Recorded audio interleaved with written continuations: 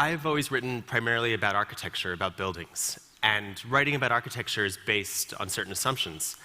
An architect designs a building and it becomes a place, or many architects design many buildings and it becomes a city. And regardless of this complicated mix of forces of politics and culture and economics that shapes these places, at the end of the day, you can go and you can visit them. You can walk around them, you can smell them, you can get a feel for them, you can experience their sense of place. But what was striking to me over the last several years was that less and less was I going out into the world, and more I was sitting in front of my computer screen. And especially since about 2007, when I got an iPhone, I was not only sitting in front of my screen all day, but I was also getting up at the end of the day and looking at this little screen that I carried in my pocket. And what was surprising to me was how quickly my relationship to the physical world had changed. In this very short period of time, whether you call it the last 15 years or so of being online, or the last 4 or 5 years of being online all the time, our relationship to our surroundings had changed in that our attention is constantly divided. We're both looking inside the screens and we're looking out in the world around us. And what was even more striking to me, and what I really got hung up on, was that the world inside the screen seemed to have no physical reality of its own. If you went and looked for images of the internet, this was all that you found. This famous image by Opti of the internet as the kind of Milky Way, this infinite expanse where we don't seem to be anywhere on it. We can never seem to grasp it in its totality. It's always reminded me of the Apollo image of the Earth, the blue marble picture. And is similarly meant to suggest, I think, that we can't really understand it as a whole. We're always sort of small in the face of its expanse. So if there was this world in the screen and if there was the physical world around me, I couldn't ever get them together in the same place. And then this happened. My internet broke one day, as it occasionally does, and the cable guy came to fix it, and he started at the dusty clump of cables behind the couch, and he followed it to the front of my building and into the basement and out to the backyard, and there was this big jumble of cables against the wall.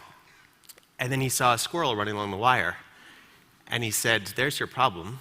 A squirrel is chewing on your internet." And this seemed astounding. The internet is a transcendent idea. It's a set of protocols that has changed everything, from shopping to dating to revolutions. It was unequivocally not something a squirrel could chew on. But that, in fact, seemed to be the case. A squirrel had, in fact, chewed on my internet. And then I got this image in my head of what would happen if you yanked the wire from the wall, if you started to follow it. Where would it go? Was the internet actually a place that you could visit? Could I go there? Who would I meet? Was there something actually out there? And the answer, by all accounts, was no. This was the internet, this black box with a red light on it, as represented in the sitcom The IT Crowd. Normally, it lives on the top of Big Ben, because that's where you get the best reception. But they had negotiated that their colleague could borrow it for the afternoon to use in an office presentation. The elders of the internet were willing to part with it for a short while. And she looks at it and she says, "This is the internet? The whole internet? Is it heavy?" They say, "Of course not. The internet doesn't weigh anything."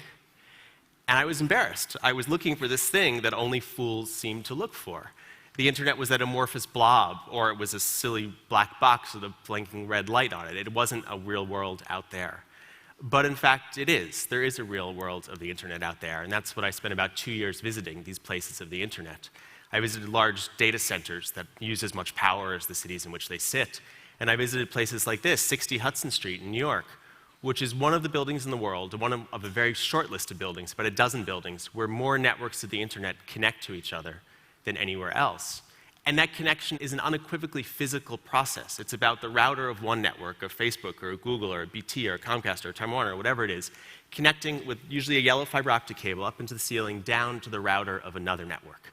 And that's unequivocally physical, and it's surprisingly intimate. A building like 60 Hudson and the dozen or so others has 10 times more networks connecting within it than the sort of next tier of buildings. There's a very short list of these places. And 60 Hudson in particular is interesting because it's home to about a half dozen very important networks, which are the networks that serve the undersea cables that travel underneath the ocean, that connect Europe and America and connect all of us.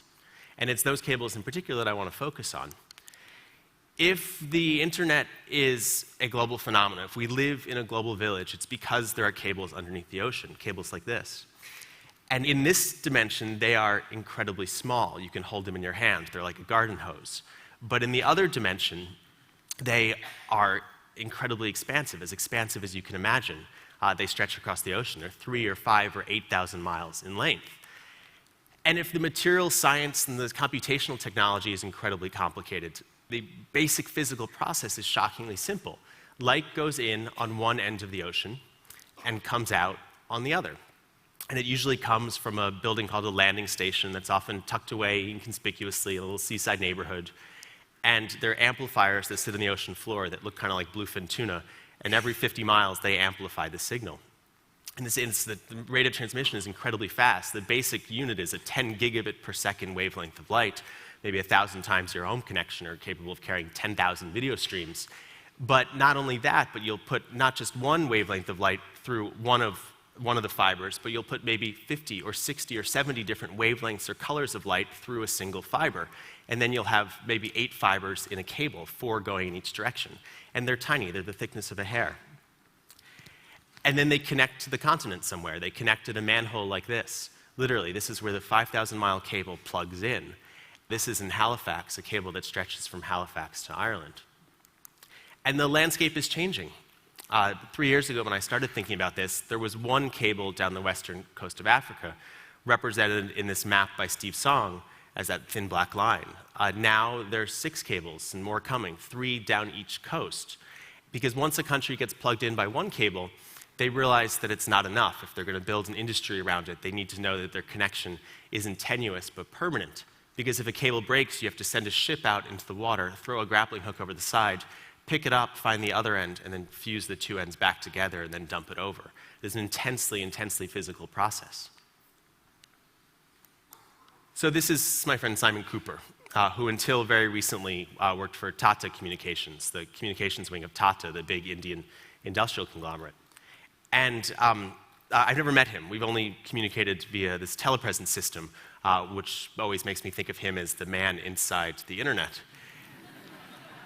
And he is English. The undersea cable industry is dominated by Englishmen, and they all seem to be 42. Because they all started at the same time with the boom about 20 years ago.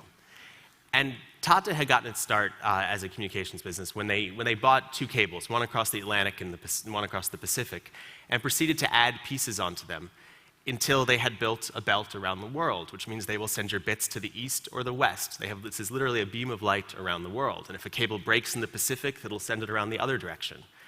And then having done that, they started to look for places to wire next. They looked for the unwired places, and that's meant north and south, primarily these cables to Africa. But what amazes me is Simon's incredible geographic imagination. He thinks about the world with this incredible expansiveness.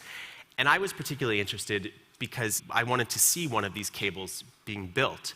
See, all the time online we experience these fleeting moments of connection, these sort of brief adjacencies, a tweet or a Facebook post or an email. And it seemed like there was a physical corollary to that.